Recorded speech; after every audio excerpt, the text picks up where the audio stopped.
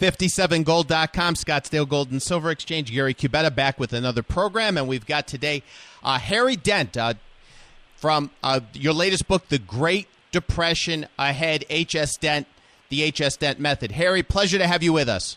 Oh, nice to be here, Gary. Thank you so much. Harry, I've seen you on Glenn Beck. I've seen you on a lot of the national shows. Your book's very well reviewed. Give me a background of what you do and how you got into it.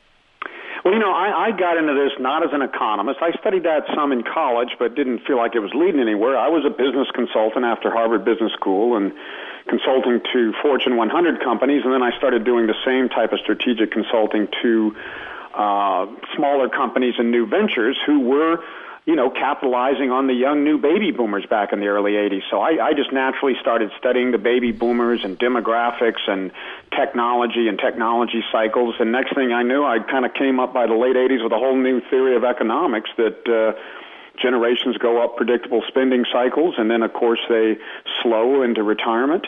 And new technologies come in like the Internet in the mid-'90s and accelerate into the mainstream just like automobiles and other key technologies did from 1914 to 1928. And that's what causes bubbles. And so I kind of found some new tools by studying business instead of theories that actually says, gosh, our economy is very predictable over time.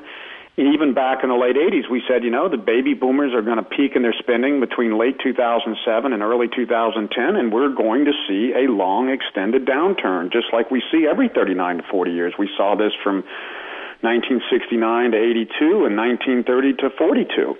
So this happens regularly. Generations spend, and then they don't. So that's how we come at things. And, of course, we study credit and debt cycles, because that's very important, particularly in a time like this. That's probably the biggest theme.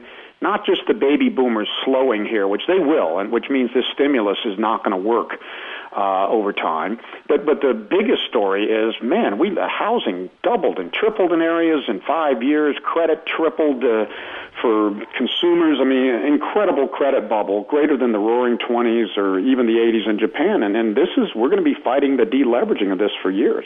Harry, did it surprise you how the bubble that was created in real estate, that seemed to come out of nowhere? In 2003, Alan Greenspan loosened up the credit with the Fed.